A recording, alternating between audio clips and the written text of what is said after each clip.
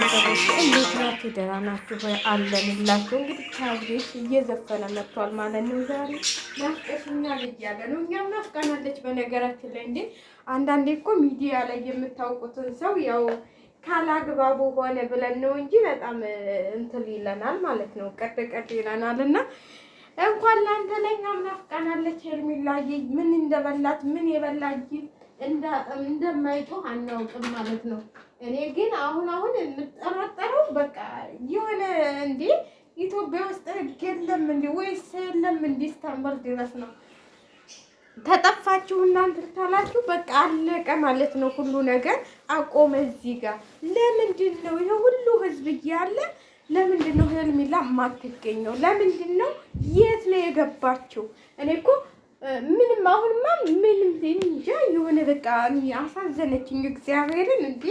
እኔ እኮ ውሸትም ቀልድም መስሎ ነበር። የሰው ልጅ እኮ ምንም ይሁን ምንም እኔ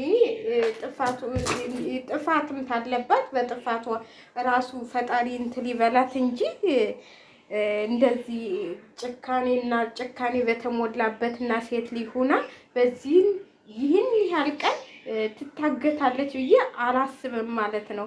ኧረ ሄርሜላ ካለሽበት ብቅ በይ።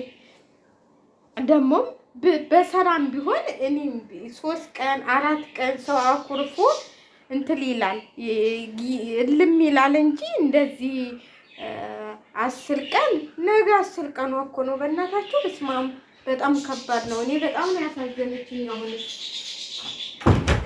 እንደዚህ ደግሞ እንደው በጣም ነው ያሳዘነች እግዚአብሔርን። እንዲህ እንኳን አብርሃም ሚዲያውን ሁሉ ናፍቀዋለች ማለት ነው እንዴ። የሰው ልጅ እኮ ነች። ምንም ታጥፋ ደግሞ ሰው የሚያደርገውን ነው የወደደችው፣ ሰው የሚያደርገውን አይደለም። እና የምትፎክሩ ሁሉ እሷን እስቲ ሰውን መሳደብ ትታችሁ በየሃይማኖታችሁ ጠልሁላት። ኧረ እንድትገኝ በጣም ነው የምታሳዝነው እግዚአብሔርን። አንድ ቀን ራሱ የሰው ልጅ ሴት ነች፣ በዛ ላይ ሴት ልጅ ነች። እኔ ሌላውን አይደለም ሴት ልጅ ነች። ብዙ ነገሮች ሊያጋጥሙን ይችላሉ። በአሁኑ ጊዜ ደግሞ እያያችሁ ነው ሚዲያው ሁሉ ተታገታችሁ ምንም እንትን የሚላችሁ ህግ እንኳን የማይደርስበት ቦታ ነው እየደበቁ የሚገኙትና እኔ እንጃ ፈራሁላት። አሁንስ ፈራሁላት። እንዲህ እኔ ያልቀን እንዲህ ኧረ ጥሩ አይደለም። እንደዚህ ማለት ጥሩ አይደለም። ያረጋችሁ ሰዎች ማለት ነው ያረጋችሁ እንትን ተሳስታችሁ ማልጋችሁ እንደሆነ በቃት እንዴ። ምን ነው እናንተ? እኔ አሁን መኖሯ ራሱ ያጠራጥራል። እውነቴን ነው የምላችሁ፣ መኖሯ ራሱ ያጠራጥራል። እንዴ ትቀልዳላችሁ እንዴ? 10 ቀን ሴት ልጅ እኮ ነች። ብዙ ነገሮች ሊያጋጥሙን ይችላሉ።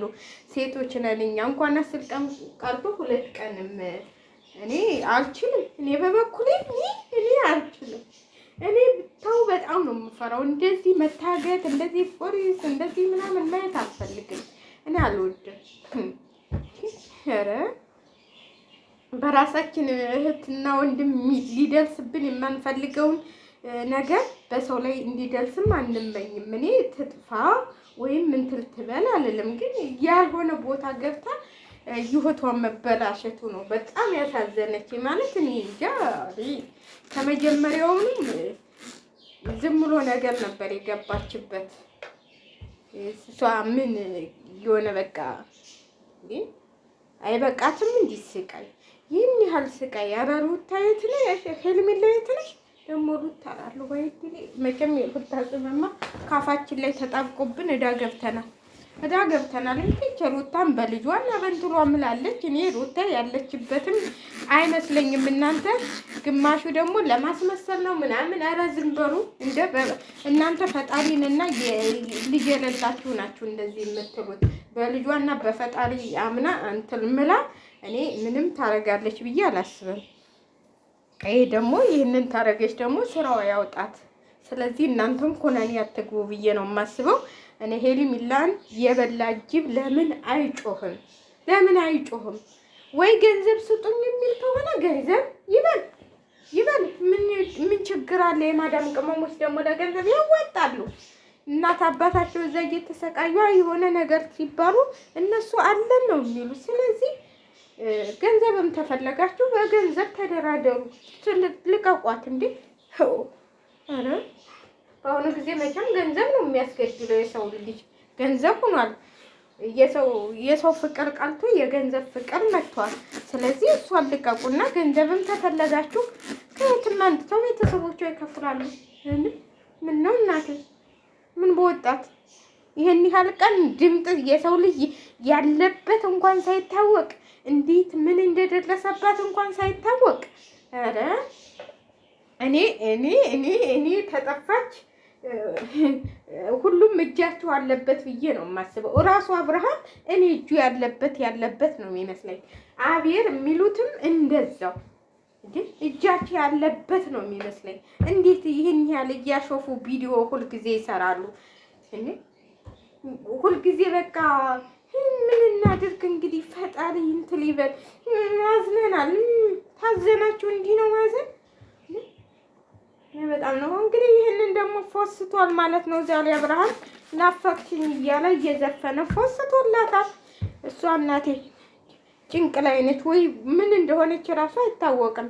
ምን እንደደረሰባት እኔ እንጃ። ምን እንደሆነች እኮ አይታወቅም። እስቲ ምን ሆነች ይባላል? ምን ሆነች? እዛ ምን እያረጓት እንደሆነ እኮ ልጅቷ በምን ምክንያት እንደታገተች ምን እንደምትደለግ ምን እየሆነች እንደሆነ ማንም የሚያውቅ የለ። እውነቴን ነው የምላቸው። እኔ ያሳዝነኛለች። እኔ የቀልድ መስሎኝ ነበር። እንግዲህ 10 ቀን መቼም ቀልድ የለም። ምንም ብትጠፋ የትም ውጭ እንኳን ብትወጣ አለሁ ብላ አስተካክራ እንትልትል ነበረ። እንደው ውጭ እንኳን በቃ ምድር ለብሏት። አንዳንዴ ሲመላችሁ የምታረጉትን አታውቁም። በቃ ወይም ወደ ውጭ በፊትም ትል ነበር ውጭ እወጣለሁ እያለች። እንደሱ እንኳን ቢሆን እንዴ አስተካክራ ይሄን ያህል ቀን መቼም የምከድበት ሀገር እንትል የለም አይባልም። ስለዚህ የሆነ ነገር ሆና ነው እንጂ ዝም አትልም ብዬ ነው የማስበው። ወደ ውጭ እንኳን እንደው ድንገት እንኳን ከአብርሃምም ጋር ተቀያይማ በቃ ታልተመቻትም ሁኔታው ሁሉ የማይመቻቸው ተሆነ የራሳችሁን እርምጃ ትወስዳላችሁ። ግን ይሄን ያህል ቢሆንም ሌላውን ትታችሁ ለቤተሰቦቻችሁ አለሁ ብላችሁ ትናገራላችሁ። ሁላችሁም በሰላም እንትን ተሆነ ይሄስ ነገር አለ ብሏል። እኔ ራሱ አቤልን እያመንኩት አይደለም። መድኃኒዓለምን አቤልን እያመንኩት አይደለም። ሁኔታ ሁሉ የሚያሳምን ነገር የለውም። አሁን ያችኛዋን እኔ እና በአሁኑ ጊዜ እኮ የሰው ልጅ በገንዘብ እናቱን እየሸጠ ነው። የእናቱን ልጅ እየሸጠ ነው። በገንዘብ እኮ እናቱን እየገደለ እየሸጠ ነው። ስንት ነገር እየተደረገ